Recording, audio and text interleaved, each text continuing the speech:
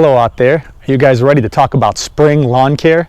That's what this video is going to be about, is getting your lawn and your equipment ready for spring.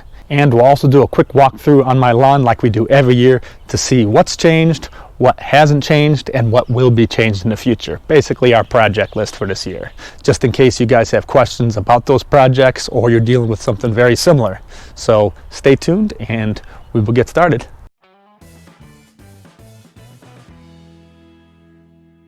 Welcome back everybody, this is Mike with Jealous Lawn Care, and thank you for joining me for once again another lawn care video. This is 2022 and it is spring and COVID is officially over from the US's perspective. We can argue all day about that, but separate video on that. So this is how my lawn looks like. So I never give you guys a good video of the backyard. All my videos are showing you how green it is from the front yard, when realistically in the spring this is what it looks like. It's not that great. I am starting to get a little green. I haven't done any fertilizing or anything yet, so no weed pre-emergents. So this is the day I'm going to be doing all that.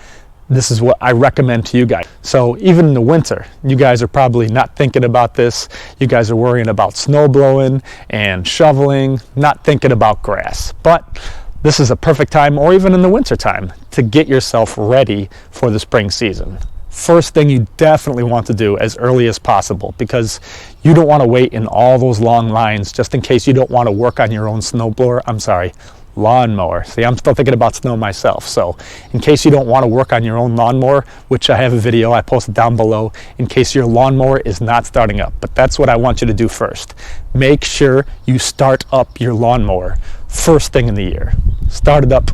Make sure it starts with no problems. You know, I don't want to hear that hiccuping noise when I try and start, especially for the first time of the year. It's just a bad sign to start with, all right?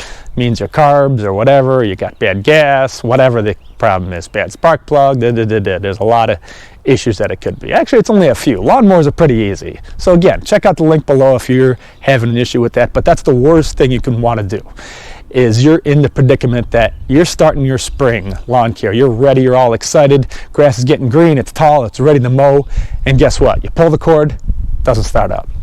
Oh, that's the worst feeling. And not even worse, of course, all your neighbors or someone's passing by and they're seeing you pull that cord, and now tell me, there's not much worse feeling in the world than that.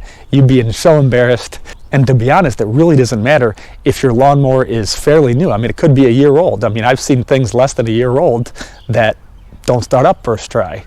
And they're having problems because, you know, they let the gas sit and they didn't put stabilizer in it. There's a lot of issues which could happen. So just make sure you check to see if your mower starts. Make sure you change the oil every year. Make sure it's got a nice sharp mower blade. You can do that yourself very easily. And also make sure you may or may not need to do spark plugs. Most people don't. You can wait years for those. And I'm not sure if your lawnmower is the same, but I assume most mowers are like my Toro, that has a little cup that houses a little bit of gasoline that's right behind the carburetor, or should I say right in front, depending on your angle. And it's all like a little bowl with a nut on it. Make sure that that is clean. You know, there's a lot of time bad gas, grass clippings, a little bit of everything gets in there, and that messes up the float, and tiny little holes in the screw that ends up not starting your lawnmower. That's 90% of the time what the problem is, because carburetor needs to be cleaned out, or the air filter. So change your air filter. All right, now that you got the lawnmower all set aside, it's all started up, it's perfect, you know you're not going to have issues with that. So right when the ground is not frozen anymore, right around about 40 degrees or so, that's when you could do a light raking. It's not a metal rake, just a light little plastic raking. You know, not a dethatch. Definitely don't dethatch. You'll rip up everything because it's still wet underneath. And then help, you know, get some air into the ground and help it start. Get yourself a jump start, basically. Especially, you'll probably green up quicker than your neighbors. But I haven't fully tested that yet. Maybe a test for the future, but I got a lot of tests in the bank waiting to test, so just a matter of finding the right time and having you guys vote on some things. I really want to hear on this video, I want you guys to vote for what you want to see tested next. I'm going to mention that multiple times throughout this video, so hopefully you guys get sick of it, but I want to hear you guys what you guys want to see most. All right, I'm working on one that's going to be very, very difficult. I've never seen a test on it done yet. There's a lot of intricacies of it. I don't know how exactly I'm going to get all the aspects covered, but this is a little teaser that I'm working on a really hard one right now. So hopefully it produces some benefit to the lawn care industry. So we shall see. All right, just going to be a lot of questions on that one, but all right. So then after your light raking, what are you going to work on? That is going to be put down your weed pre-emergent.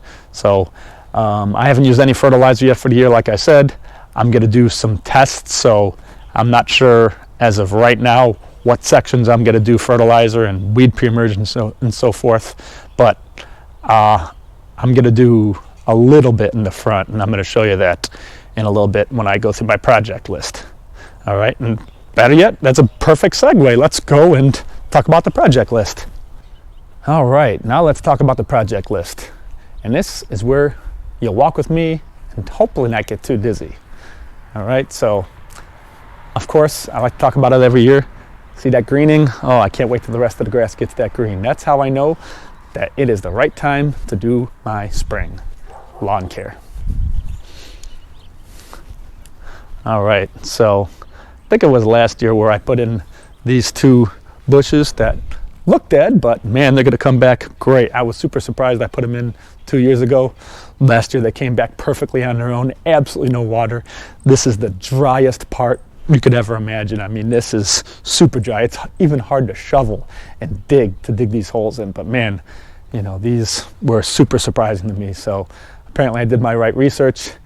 I went to Garden Goods Direct, overpaid of course, because it's an expensive website, but it is what it is. That's where I got them from.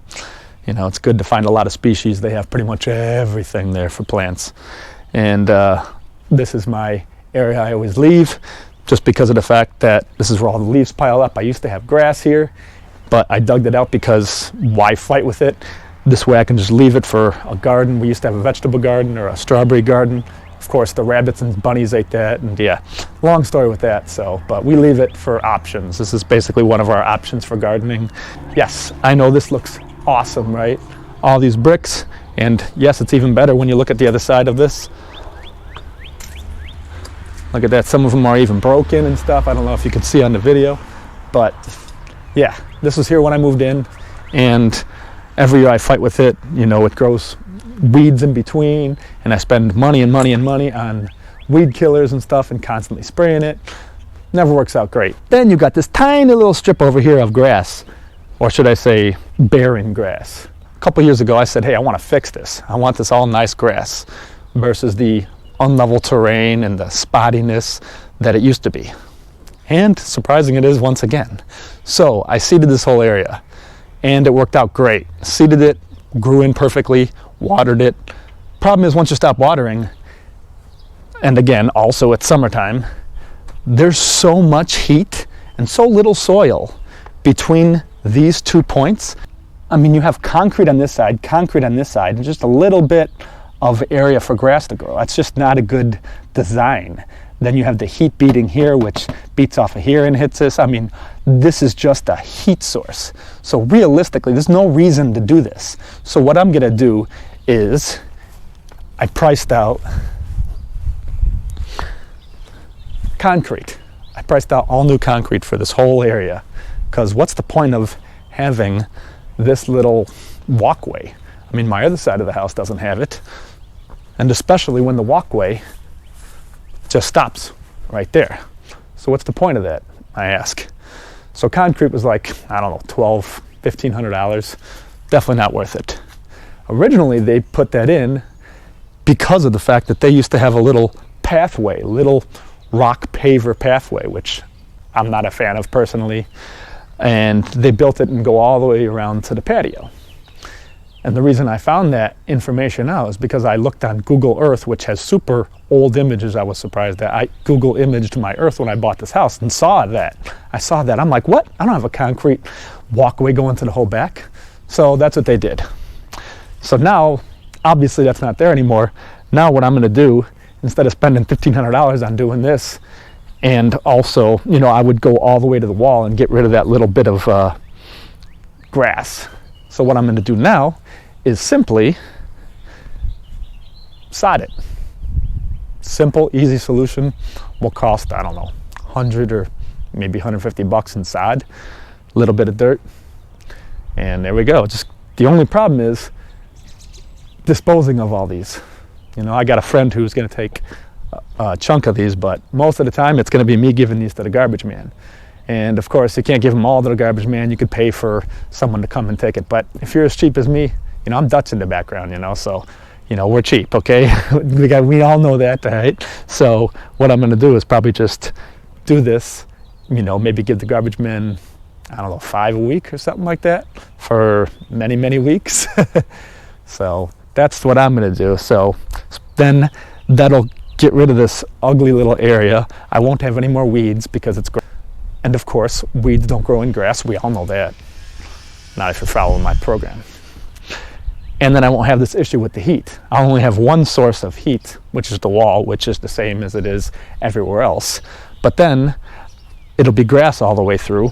And then, I know what you're thinking, there's not going to be any place for me to store my ugly bags anymore, but I'll store it on the opposite side there on the dirt.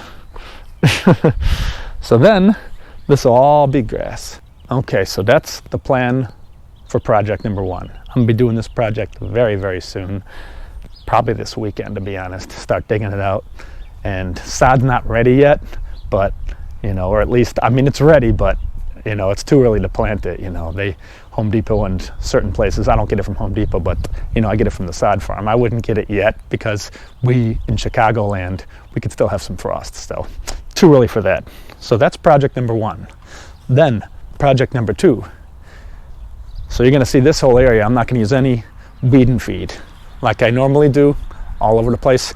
I'm going to see if I really have that difference between me and the neighbor, and also between me and my other side. I'll use weed and feed over there, but this is a perfect opportunity because I'm doing something to an area of my lawn where I definitely don't want any weed pre-emergence or anything stunting the growth of the new grass. So for this whole area, I'm not going to use any fertilizer, even any more organite. I know that's going to be tough, but that'll be a good test.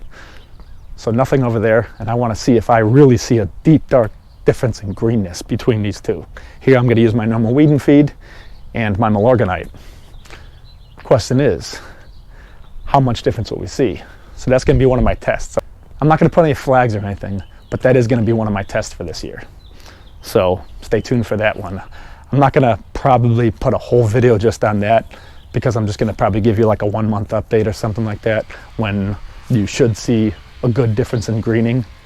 All right, but in a month from now it's going to be spring, so everything should be green, just a matter of if it will be greener or if it's going to green quicker. I'll take a video on that too. Maybe it'll only take a week. Who knows? When I put it down, I'm going to track it. You guys will see the difference. See, here's my other side.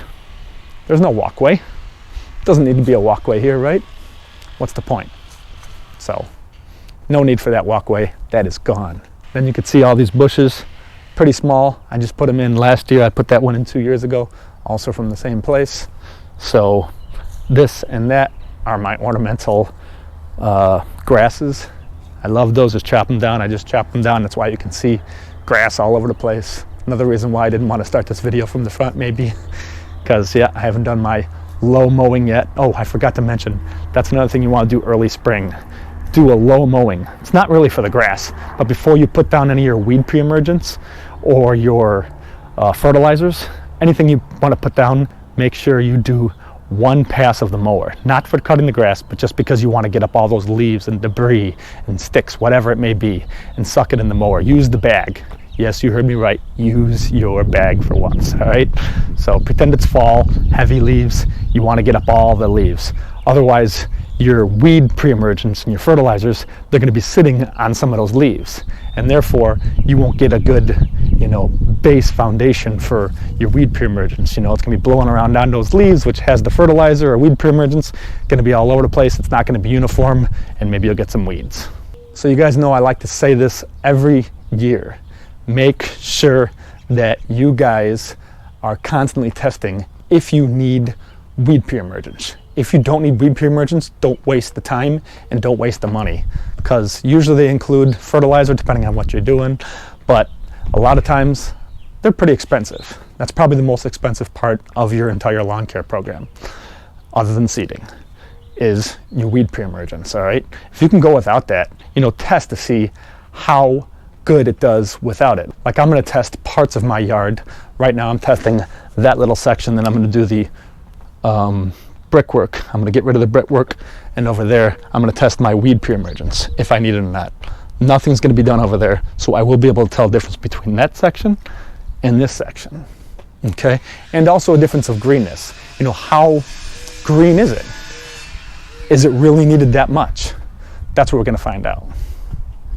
And see if it's really worth your money. Because I know some of you guys out there, you're not really caring too much about the greenness, but you want the weed and feed just for the weed aspect. You don't want to see weeds. And I think we're all on board with that. Nobody wants to see weeds. I mean, some people want to go the organic way, which is perfectly fine also, and just spot spray as they come up. There's always going to be spot spraying, no matter what, especially around the edges and stuff where there's not a good base, or around the curbs. It's always going to be the place where weeds are going to grow. There's nothing really we can do about that. All right, since I've only mentioned it once and I promised you guys would hear it multiple times, make sure you guys let me know what tests you want to see in the future, okay? I've got my own list of things that I want to test, but I want to make sure that it's the most popular, what you guys want it to be tested. I'm doing these videos for you guys, also for myself, for learning purposes. I mean, I learn through these videos just like you guys are learning from these videos. We'll all learn together, and we all get better lawns together. Hopefully your competition also isn't watching these videos, but can't help that, right? So let me know what you guys want to see. I got my own tough video that I'm working on at the same time as this. It's going to be a long video, I apologize. So it's not going to be me testing it and boom, I can show you next week. Most of my videos aren't like that, but I also don't want to just pop out a video every couple days, because that's not my style. I don't want to do things that have already been done before. I want to do something new that you guys have not seen, and that will be different than others. All right, I want it to be beneficial, not reiterating the same stuff every year. Other than the spring one, this is a project thing. This is to get you on board, getting you guys ready. Hopefully you guys are ready for this spring. All right, mini project number 3. Got to throw down some mulch. This mulch is looking pretty weak now. I like a lot of color to it, although I used a red mulch last year, red cedar mulch they called it. Wasn't really red, but it was like I want to say like a light maple, like a natural maple. That looked really good. So I'm going to use that all the way through. So you can either add to existing, or you can remove and then add to new ones. All right, give it a new base. So if you can see here, this is project number 4, and this would be a good sized project. Not sure if I really want to tackle it myself, but you see how the middle of these 3 pine trees, the original owners put 3 pine trees here for privacy, obviously. It looks nice, but the middle one is getting drowned out. It's not getting enough sunlight, and basically when you go up close, you can see the sides. There's looks basically dead, we'll say, right? And especially when we look from underneath. I mean, look at this. This is an evergreen type of tree. Pine trees, they should have pines all year round. I don't care if it is spring or late winter. See, this is what it should look like. This is what it does look like. I don't see much of anything all the way up. Do you? And this little guy over here, this is even green, even though it's much smaller than its counterpart next to it. So if I cut down this middle guy, unfortunately it's a monster, but we'll see. I don't know if I'll make a project video on that or not, but I'll probably just chop shop it myself. Get a chainsaw and just go to town. So that's going to be one of my projects. And of course, project's not complete unless it's a really big project, right? Then we got the same problem over here. Smart homeowners, right? So they planted this one. This one is not as dead, but maybe I'll leave this one because it is green. It does have more green to it. So maybe it's not as bad. I was thinking I'd have to cut them down both. But then this one is the one who's just not getting enough sunlight. See, this is very thin, but that's also because the sun, my sun hits over there. I'm putting you guys right in the sun so you can see it. This is overshadowing that. That's why this tree is very light and not growing as well as it should, or flowering, or what is it, pining? Is that the right word when you talk about evergreens and pines. Is it called pining or is it called flowering? I don't know. I'm not that big on trees. I love trees, but I don't know too much on trees. So I'm not a tree expert. Don't expect too much from that. But because that's where my sun hits, sun goes from there all the way around, and it sets down there on that side of the house. So that's why that tree over there is a problem in the middle, because it doesn't get the sunlight. And this tree blocks the sun from that tree pretty much all day round. You know, I get blocked from the back, from the neighbor's evergreens. It's evergreens like all the way. You can't have too many evergreens. It's just not smart design. So I'm definitely going to cut that down. I may have to cut that one of those down for symmetry. I don't know. I'm going to have to think about that now. I do love symmetry. You know, they both have 3 and 3. Just a matter of how it will look. And if it's the right time now, or wait till it dies a little bit more. I mean, they're very healthy trees, no problems with them. Just a matter of, is it the right time to cut them down? This one definitely, my neighbor noticed.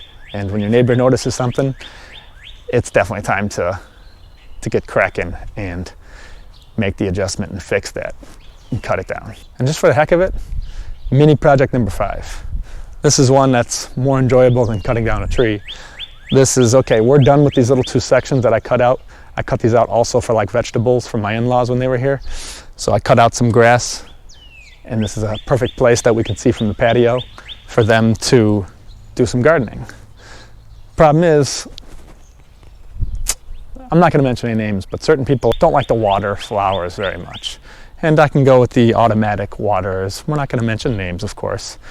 But basically, we don't want to water frequently. You know, we don't water our grass frequently. Doesn't really need it, you know, on occasion. We talked about that before, watering needs for grass. But flowers usually need it a little more, you know. A lot of flowers need it every day. So what we're going to do here is just put perennials in.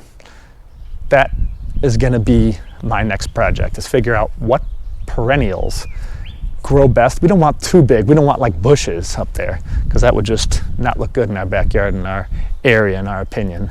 So what we want is some kind of just perennials that have good flowers that grow good in the Midwest. So if you guys know any of those, feel free to comment down below. Maybe you'll see them next year, or even next video. Who knows? But yeah, I'll be doing those in about a month, so that's my next project, mini project number 5. And make sure you guys let me know in the comments below what you guys want to see from a test video perspective. I want to hear what you want tested. I've done seeding videos, I've done aeration videos, I've done lots of different videos that have tested different things and proven different fertilizers and weed pre-emergents and sprays and non-sprays and what's the best and how often to fertilize. If you guys have missed any of those videos, check below. I put a link in all my videos as far as all my tests. Make sure you check those out. All right, and I will do my sign off right here, because this will be the last time hopefully you'll ever see these bricks again, unless you're searching through my trash. All right, thank you guys for watching, and we'll see you next time.